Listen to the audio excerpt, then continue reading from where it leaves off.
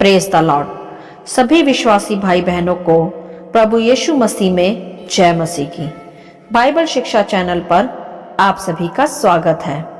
आज मैं आपके लिए बाइबल की पुस्तक से अय्यूब की कहानी का संक्षिप्त विवरण लेकर आई हूँ।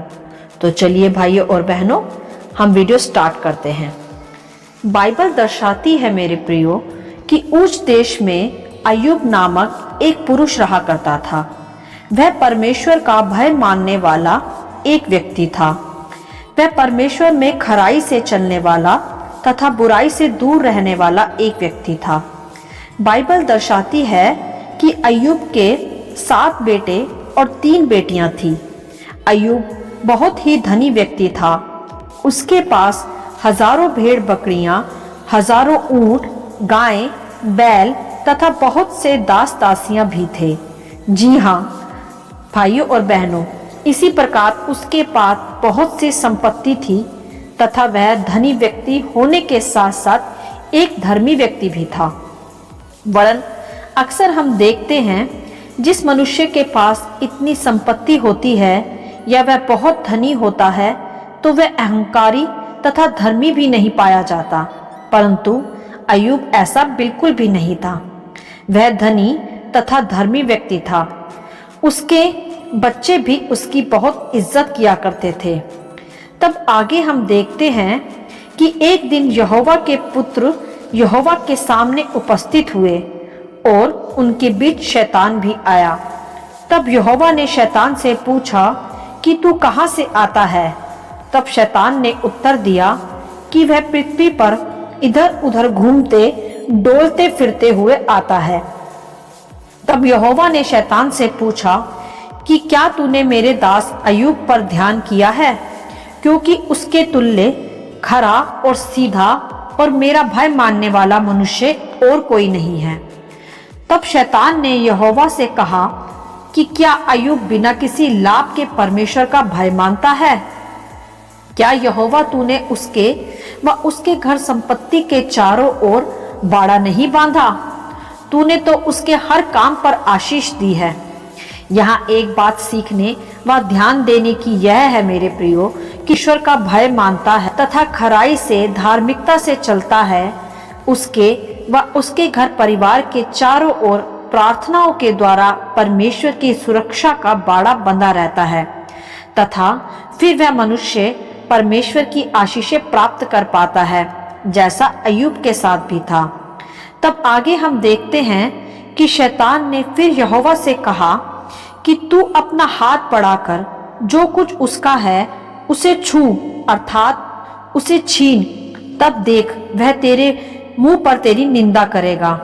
उसका कहने का अभिप्राय यह था कि जब परमेश्वर मनुष्य को सब कुछ प्रदान करता रहता है तब तक ही मनुष्य परमेश्वर का नाम आदर से लेता है, परंतु जब सब कुछ परमेश्वर उससे छीन लेता है तो मनुष्य परमेश्वर को कोसने लग जाता है।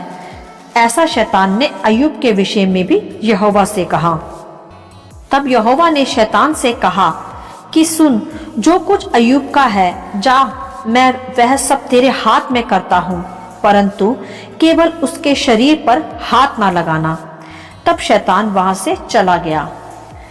तब आगे हम देखते हैं कि फिर शैतान के द्वारा अय्यूब पर बहुत सी विपत्तियां डाली गई, अर्थात उसके सभी ऊंटों, बैलों तथा बकरियों को मार दिया गया तथा अय्यूब के सभी बेटे बेटियां तथा धन संपत्ति सभी खत्म कर दी गई, अर्थात आग तथा वायु के वेग से अय्यूब का सब कुछ, बेटे बेटियां, धन संपत्ति नाश कर दिया गया। तब अय्यूब सिर मुंडाकर भूमि पर गिरा और दंडवत करके कहने लगा कि मैं तो अपनी माँ के पेट से नंगा निकला तथा नंगा ही लौट जाऊंगा। यहोवा ने दिया था, यहोवा ने ही ले लिया, उसका नाम सदा धन्य हो। हालेलुया। इतनी विपत्ति के पश्चात भी उसने यहोवा से शिकायत नहीं की तथा उसके नाम को धन्य ही कहता रहा। ऐसा धर्मी व्यक्ति था अय्यूब। तब आगे हम देखते हैं, फिर से यहोवा के सामने शैतान उपस्थित हुआ तथा फिर यहोवा ने पूछा, तू कहाँ से आता है? फिर से शैतान ने उत्तर दिया कि वह पृथ्वी पर घूमते फिरते डोलते डालते आता है। तब यहोवा ने फिर से कहा कि तूने मेरे दास अय्यूब को अब भी देखा कि तूने मुझे उसका सत्यानाश करने को उभारा, तब भी वह अब तक अपनी खराई तथा धार्मिकता में स्थिर बना रहा।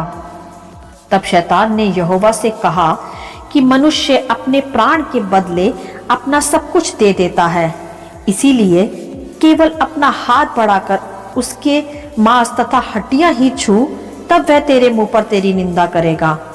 तब फिर से यहोवा ने कहा कि उसका शरीर तेरे हाथ में मैं देता हूं, परंतु उसके प्राण को कोई हानि न देना। यहाँ एक बात और सीखने व समझने की है कि परमेश्वर की इजाजत के बिना शैतान हमारे प्राण की कुछ भी हानि नहीं कर सकता।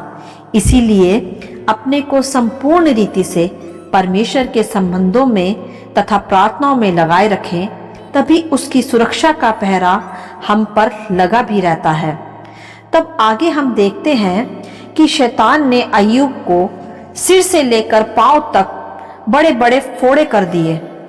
तब अय्यूब को शारीरिक पीड़ा सहनी पड़ी।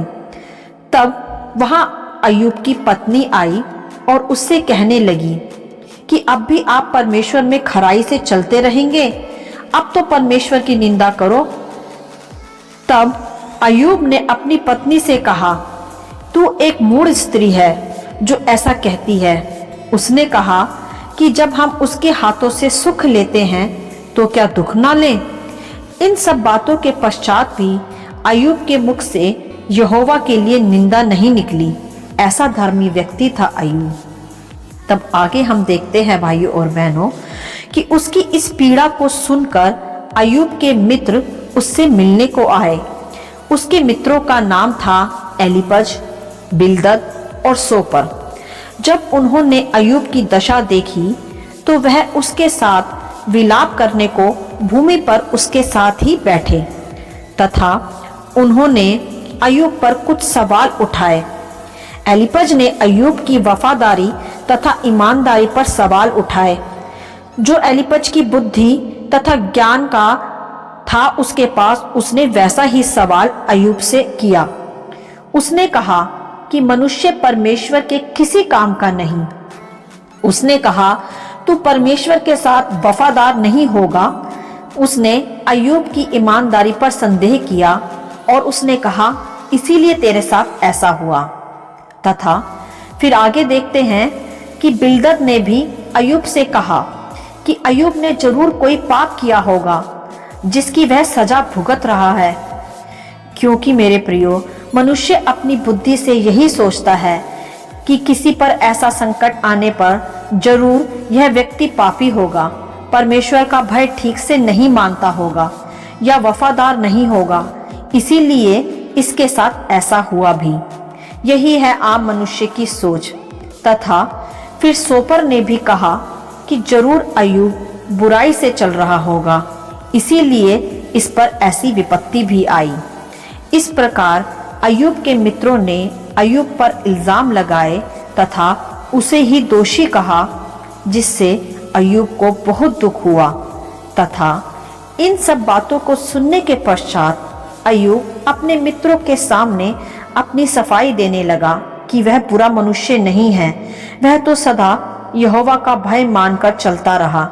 ऐसा बताते बताते अय्यूब के मुख से परमेश्वर के लिए कुछ शिकायतें भी निकली।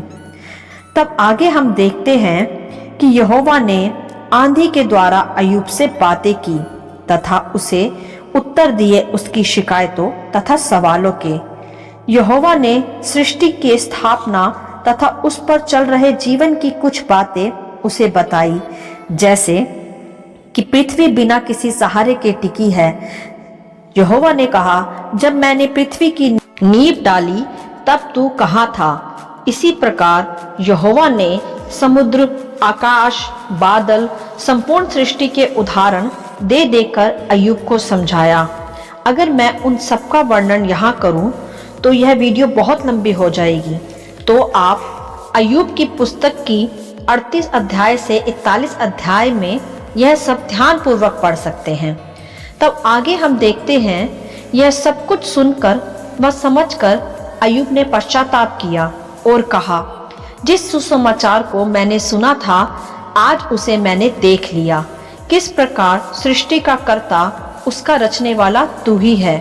तब आगे हम देखते हैं भाइयों और बहनों कि यहोवा का क्रोध अय्यूब के मित्रों पर भड़का कि उन्होंने अय्यूब के लिए गलत धारणाएं की तथा उसे भरमाया भी, तथा यहोवा ने उन्हें बलि कर पश्चाताप करने को कहा।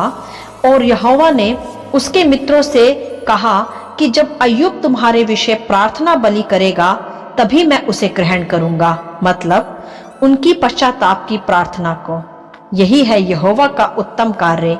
जो लोग अय्यूब की निंदा कर रहे थे, उसमें खोट निकाल रहे थे, अब वही उससे प्रार्थना करवाने पहुंच गए अपने लिए, क्योंकि यहोवा धर्मियों की प्रार्थनाएं सुनता है। यह अय्यूब के मित्रों पर जाहिर हुआ कि अय्यूब धर्मी व्यक्ति ही है। तब अय्यूब ने अपने मित्रों के लिए तथा अपनी चंगाइयों के लिए प्रार्थनाएं की एक वेदी बनाकर। तथा फिर हम यह देखते हैं कि जो कुछ अय्यूब का खो गया था विपत्तियों में, क्या उसके बच्चे, क्या उसकी संपत्ति, उसका दुगना भाग यहोवा ने उसे फिर लौटा दिया, तथा उसका परिवार धन संपत्ति बहुत सुंदर तथा आशीषित और पहले से अधिक हो गई। तथा फिर अय्यूब 4 पीढ़ी तक अपना वंश देखता रहा और 140 वर्ष में वृद्धावस्था में होकर मरा। यह थी धर्मी अय्यूब की कहानी का संक्षिप्त विवरण। तो भाइयों और बहनों, हमें भी सदा परमेश्वर में अय्यूब की तरह खराई से चलते रहना चाहिए, चाहे कितनी भी विपत्ति या संकट क्यों ना आए, तथा परमेश्वर में सदा हमें ईमानदार और विश्वास योग्य बने रहना चाहिए। तब परमेश्वर हमें पहले से भी अधिक आशीषित करता है तथा सबके सामने हमें धर्मी होने का अधिकार तथा प्रतिफल भी प्रदान करता है, जैसा उसने अय्यूब को उसके मित्रों के सामने भी किया। हालेलुया। आशा करती हूँ अय्यूब की कहानी का संक्षिप्त विवरण आप सभी को समझ में आया होगा। आप इसे दूसरों के साथ भी बांट सकते हैं, क्योंकि हमारे प्रभु यीशु मसीह की यही इच्छा है। आमीन and God bless you all.